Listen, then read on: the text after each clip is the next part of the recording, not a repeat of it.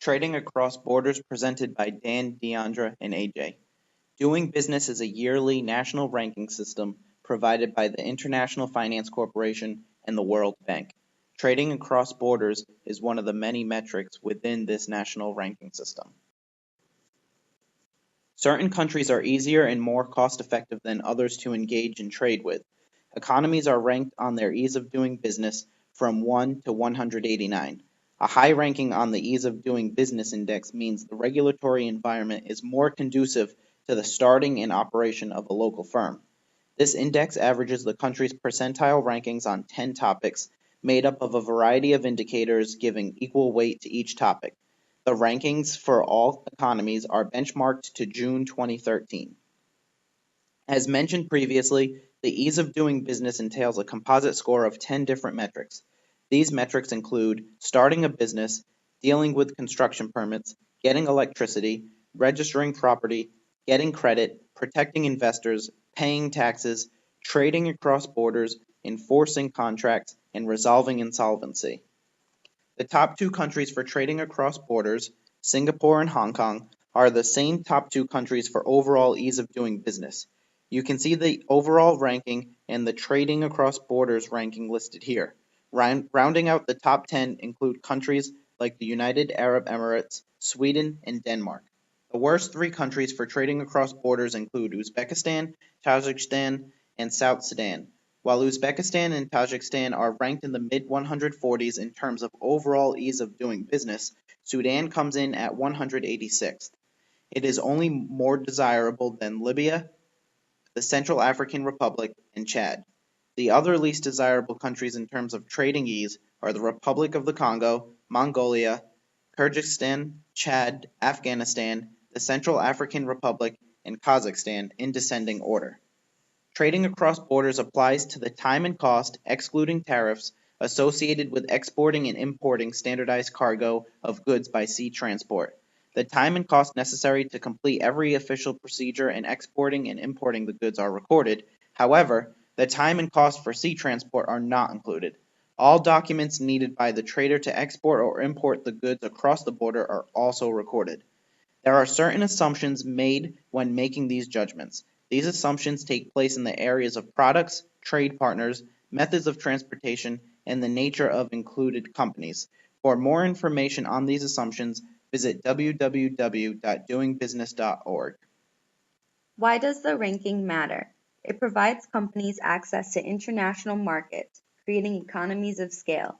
It also allows a firm to become part of the global supply chain, gaining access for developing countries to raw materials and other valuable inputs for businesses. Factors that can hinder international trade include inadequate infrastructure, inefficient port operations, excessive documentation requirements, among others. An example includes a study in sub-Saharan Africa showing that a one-day reduction in inland travel times lead to a 7% increase in exports. Good practices while trading across borders and examples include allowing electronic submission and processing. Before Pakistan implemented its electronic system in 2006, only 4% of goods were cleared within a day. For a quarter of the goods, clearance took more than 6 days. By 2008, 93% of goods were cleared within a day. Using risk-based inspections. Exporters in Mauritania are among those who are seeing a difference. They are benefiting from the country's new risk-based inspection system and scanners introduced through 2012. Inspections have therefore hastened, as has the time required for containers to be delivered at the port prior to shipping. In the end, average export customs clearance time has been reduced by 2 days in 2012 and 2013. Overcoming geographic barriers through regional cooperation. A harmonized document for trade between China and Hong Kong, SAR China, reduced paperwork by 60%. Thanks to a border cooperation agreement with Sweden and Finland, Norway is estimated to have avoided more than $9 million a year in costs to custom authorities and $48 million a year in costs to businesses. Sparking competition by making private participation easier. In 2012, measures were taken at the port of Cotonou to ease the transit and movement of trucks. Parking and roads were upgraded, and monitoring system for transit transiting trucks were put in place, thereby reducing transportation and handling by 1 day for imports and exports, improving transparency to minimize costs. For example, through a series of efforts to improve customs administration, such as training staff, reducing inspections, simplifying procedures, and enhancing communication with users, Granada reduced the customs clearance time by 3 days for exports and 2 days for imports between 2008 and 2010. With regards to transparency, accessibility of regulatory information measures how easy it is to access fee schedules for 4 regulatory processes in the largest business city of an economy: registering a new company, obtaining a building permit, connecting a building to electricity, and transferring property. The top 10 countries are all very transparent. Their fee schedules for starting businesses are very accessible and easily available, leading to greater regulatory efficiency, lower costs, and better regulatory quality for businesses.